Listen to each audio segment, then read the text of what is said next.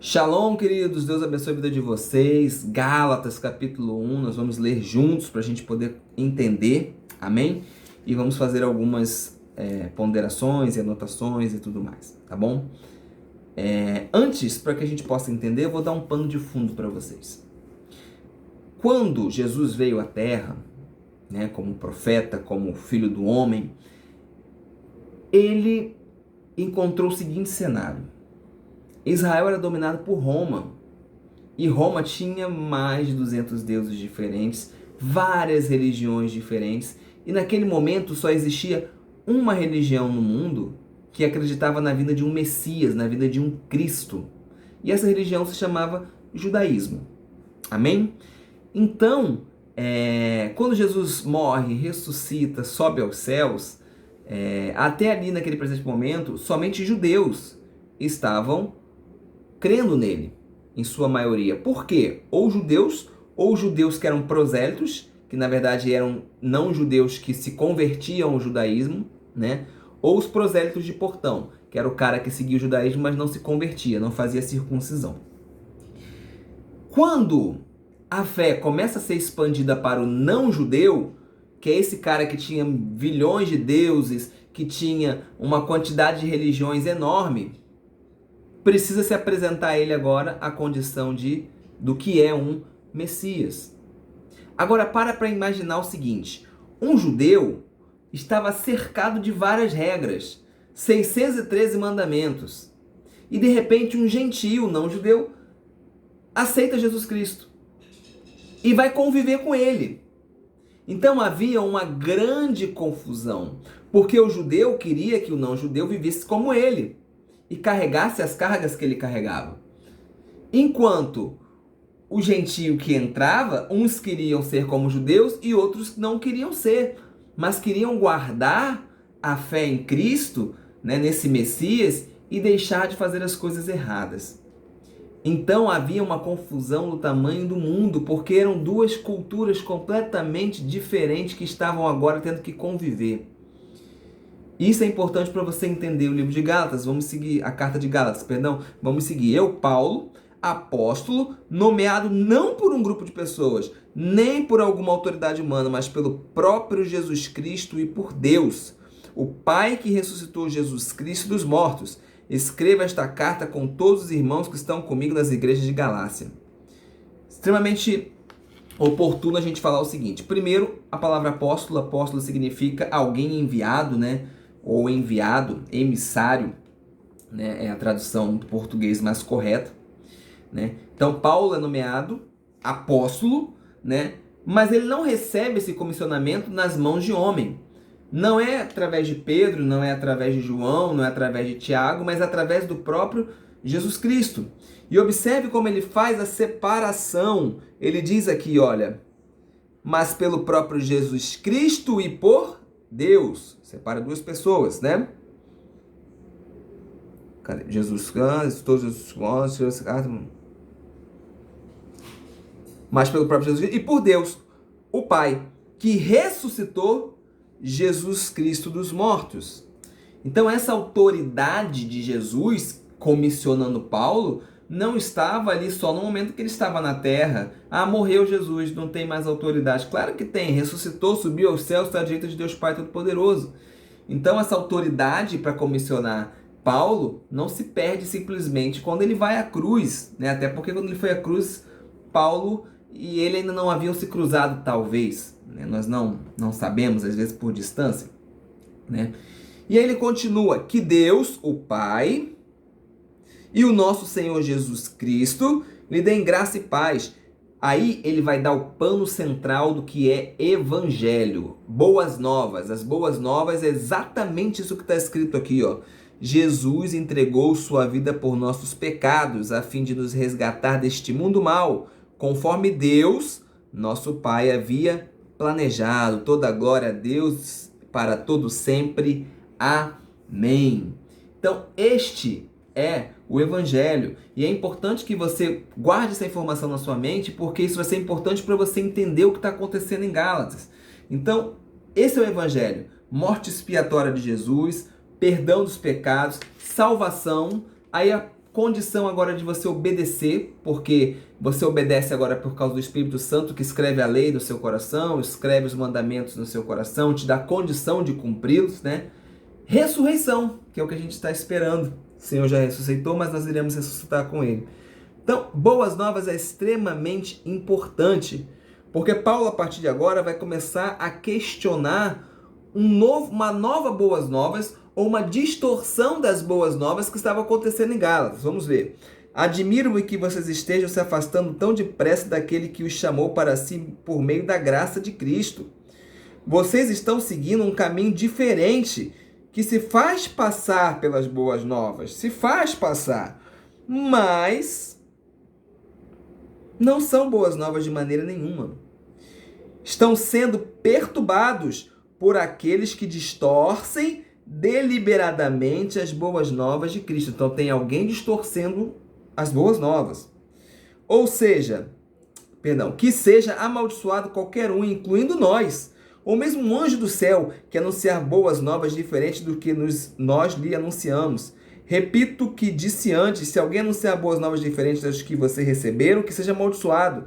Acaso estou tentando conquistar a aprovação de pessoas? Ou será que procuro a aprovação de Deus? Se meu objetivo fosse agradar pessoas, não seria servo de Cristo. E aí, será que Paulo era um militar rigoroso e que não aceita a visão de outras pessoas? Não, porque isso daí é indiscutível. Não pode vir contra as boas novas. Você não pode dizer para ninguém que a pessoa não... Olha, para você ser aceito na igreja, para você ser aceito, você precisa se batizar.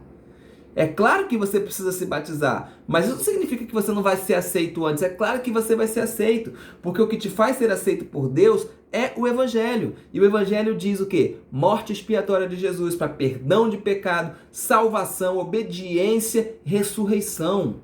Isso é o Evangelho. Então Paulo foi chamado para isso, comissionado pelo próprio Jesus. Ele não podia deixar que se distorcesse isso, que se colocassem regras novas, coisas novas, para que as pessoas pudessem se achegar a Deus. Porque essa é a discussão que nós vamos ver em Gálatas, né? E aquilo que está escrito na Bíblia, gente, é verdade absoluta. Se não for verdade absoluta, a Bíblia é transformada num livro histórico, num livro de sabedoria, num livro de regulamento de fé, mas não é. A Bíblia, ela é completamente perfeita e a sua verdade é absoluta. Então fica evidente que o que estava acontecendo em Gálatas era que estava havendo um legalismo. E o que seria legalismo? Eu separei aqui para vocês. Falso princípio que Deus concede aceitação às pessoas, considerando-as justas e dignas de estar em sua presença, com base na obediência delas a um conjunto de regras. E isso a parte de colocarem sua confiança em Deus. Então, olha, você é aceito por Deus se você seguir essas regras aqui. E não porque Jesus te deu livre acesso a Ele mediante a cruz do Calvário. Era isso que estava acontecendo. Então, por isso que Paulo vem bem pesado, maldição até em anjo. Porque o anjo caído, ele vai tentar deturpar o evangelho, ele vai tentar deturpar para você. E vocês sabem que eu sou um defensor que a igreja aprenda sobre a lei de Deus. Porque a lei de Deus ela é importante para te mostrar o que é santo e o que não é. Ela só serve para isso, para te dizer o que é certo e o que é errado. Falei na célula para os meninos o quê? Se você perguntar para qualquer rabino em Israel se a lei salva, a resposta será não. Esse negócio de que a lei salva foi crente que inventou. Foi crente que não conhece a cultura judaica e inventou. E se tornou algo que foi perpetuado. Não, a lei não salva, mas a lei te ensina um caminho. Mas aqui, nesse caso específico, nós vamos ver que uma lei estava sendo deturpada para trazer a aceitação dos gentios, dos não-judeus, para dentro da casa de Deus. E fica evidente que Paulo estava sendo acusado por alguns judeus de estar buscando a aprovação humana. De que maneira? Você está apresentando um evangelho muito fácil. É um evangelho muito sem exigência. Porque o judeu, queridos, quando ele circuncida, e todo judeu tem que circuncidar, o não judeu não tem que circuncidar, pelo amor de Deus, mas o judeu tem que circuncidar, porque é uma aliança com Deus, eterna, segundo a lei de Deus. Porém, esta aliança não te faz diferente em relação à salvação, em relação à aceitação do povo de Deus. Você pode ser judeu, circuncidado, mas se você não andar segundo os passos de Abraão, você é nada. O verdadeiro judeu é aquele que segue os passos de Abraão. Ou seja, Abraão foi aceito por meio da fé e não pelas obediências simplesmente que ele tinha. As obediências eram consequência do amor dele por Deus. Então, as pessoas, ele está dando um evangelho muito fácil, agradando para agradar as pessoas, etc e tal.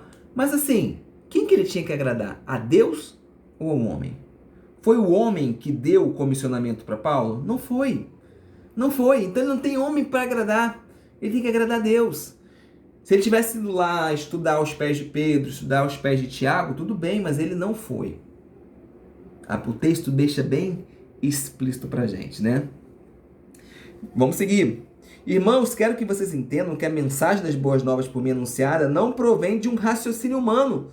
Eu não recebi de fonte humana, ninguém ensinou a mim, ao contrário, eu recebi por revelação de Jesus Cristo.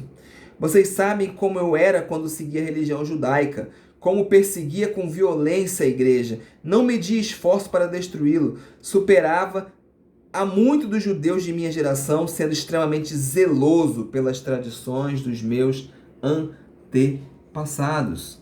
Tá? Aqui há algo extremamente importante que a gente tem que discutir. Saul era um homem muito zeloso. Ele progrediu muito rápido no judaísmo, né? Ele estudava aos pés de Gamaliel, né? Atos 22 ali, ele mostra bastante coisa. Paulo, para quem conhece a cultura judaica, sabe que seguia muitas leis orais, ou seja, as leis que não estão escritas, que foram ensinadas entre pais e filhos, tradições dos antepassados, como o próprio texto diz.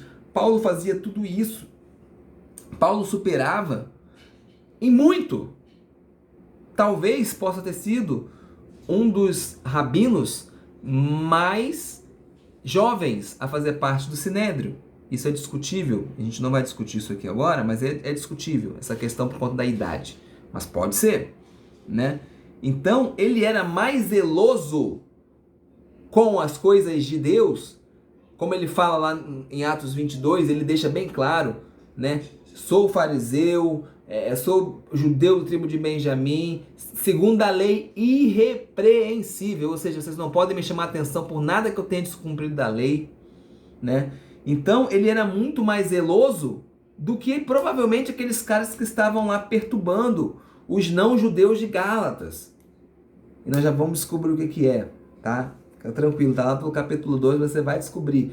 Então, você vai ler lá o capítulo 2, você vai descobrir do que eu estou falando e vou tentar te fazer entender isso, se o Senhor permitir. É o Espírito Santo que faz essas coisas, né?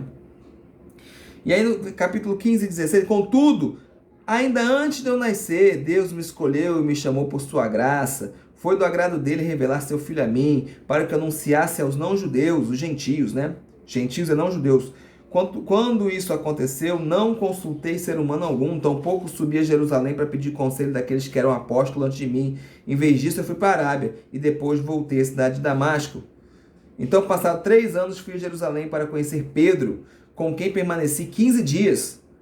O único outro apóstolo que vi naquela ocasião foi Tiago, irmão do Senhor. Afirmo diante de Deus que o que lhes escrevo não é mentira. Depois disso, fui à província da Síria e da Sicília. As igrejas que Cristo estão na Judéia ainda não me conheciam pessoalmente, sabiam apenas que as pessoas diziam: aquele que nos perseguia agora anuncia a mesma fé que antes tentavam destruir e louvavam a Deus por minha causa. Então Deus escolheu Paulo antes do nascimento, assim como fez com Jeremias, no capítulo 1, né? Provavelmente antes da criação do universo, né? Se você fizer uma comparação com Efésios 1:4, chamou ele, Atos capítulo 9, né?